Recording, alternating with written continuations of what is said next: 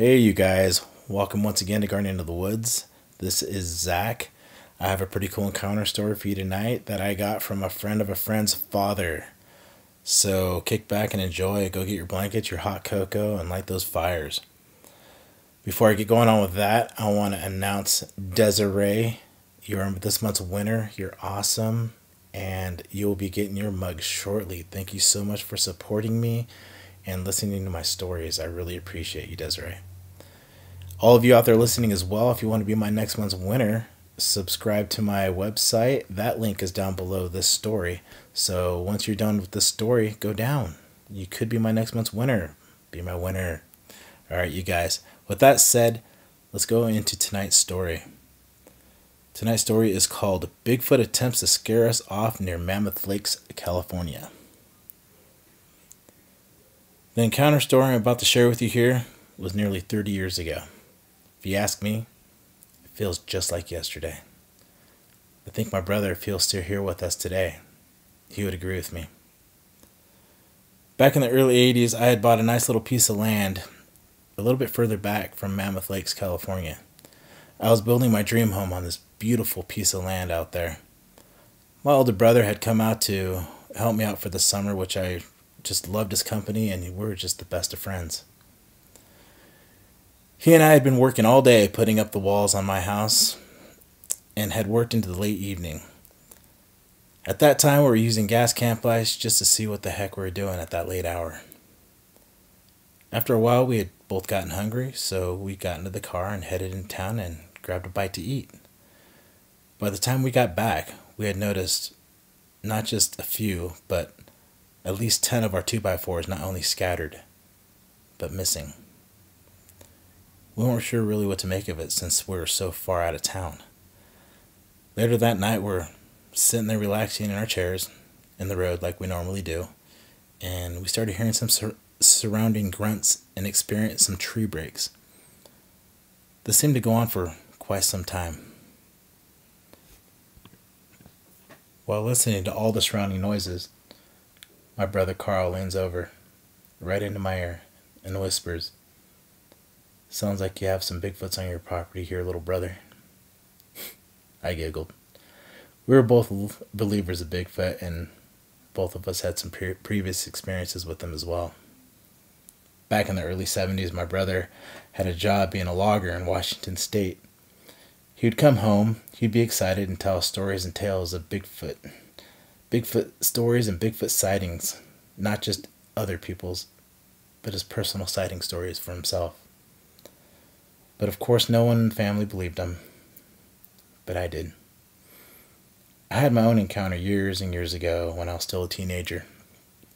I was out hunting with my friend and his father, way back in the mountains along Klamath River, near to where we grew up. I remember the tree breaks and the stomping, but most of all, I remember the smell. That's one thing my brother had always mentioned time and time again in all his stories. The smell. The smell is unforgettable. You can't ever get that smell out of your nose. Nothing happened for the rest of that night, so we went to bed. The next day came around and we were both hard at work, not talking about last night at all. Because honestly, really, we didn't know if it was Bigfoot, due to the fact neither of us seen anything. So while putting one of the walls up, a slight wind brought in a god-awful pungent smell that hit us smack dab right in the face. Once that smell hit us both, our heads came up at the same time, and my brother looked right over at me and smiled. Me, my heart was throbbing, and at this time, I had to stop and catch my breath.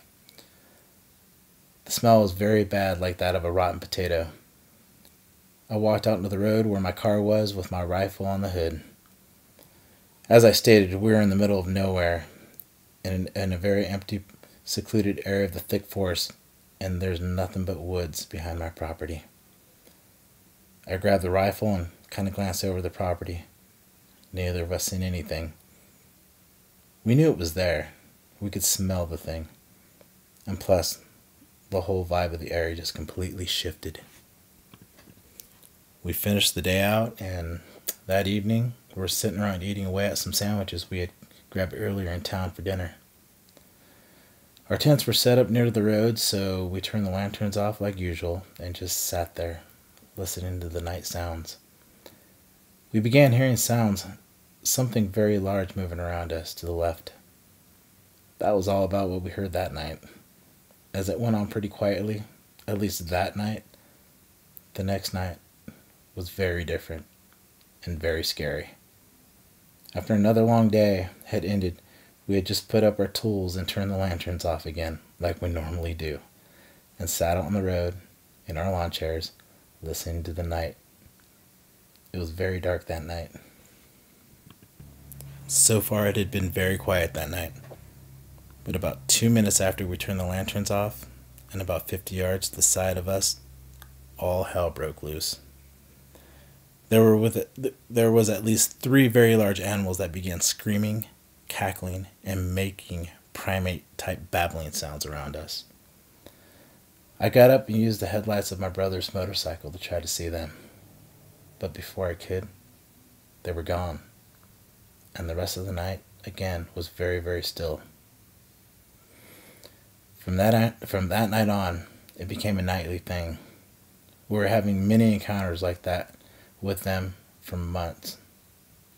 This went on like this for months, and it wasn't until the final week of the completion of the house that they made themselves known. They came out for some daylight sightings. During the day, they began checking us out from time to time.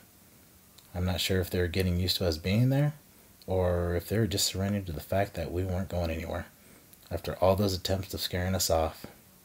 But one thing for sure, we weren't going anywhere. The incident that shocked us the most was the one that we were sitting there working on top of, finishing away on the top of my roof, hammering away with my brother next to me. While hammering away, Carl tapped me on the shoulder and pointed across from me. I looked over slowly. What we were looking at was a large male watching us from the pine trees about 60 yards away. We stopped for a moment, and we all looked at each other for a few seconds.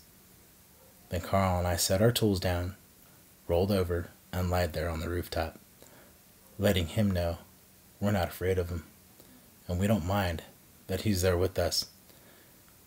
We both seen him at the corner of our eyes stand up after a few minutes, then walk away into the thick of the mountain.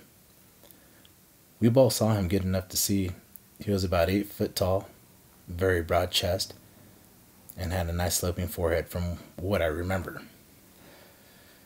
That summer had come and gone. I lived in that house for 25 years, and throughout those years, I've had night visits and very few day visits with my friend. But as the area got more and more populated, those visits dwindled away more and more throughout those years. My son still lives in that house to this day. But honestly, I will always remember my old friend Bigfoot. I hope you enjoyed my encounter story. Thank you, Sam.